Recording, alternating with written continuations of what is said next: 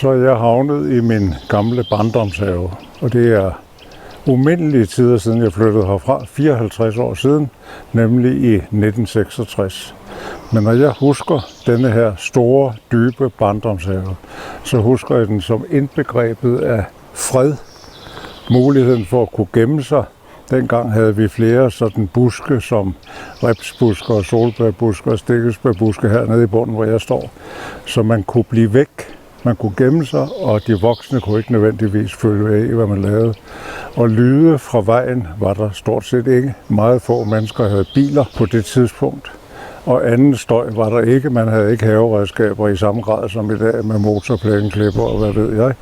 Så for mig er indbegrebet af stilhed i virkeligheden barndomshaven. Det er der, jeg har de første erindringer om stilhed fra.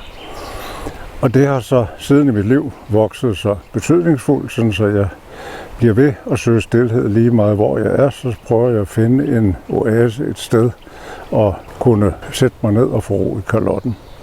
Og den bog, det her handler om, viser rundt til mine personlige stillesteder.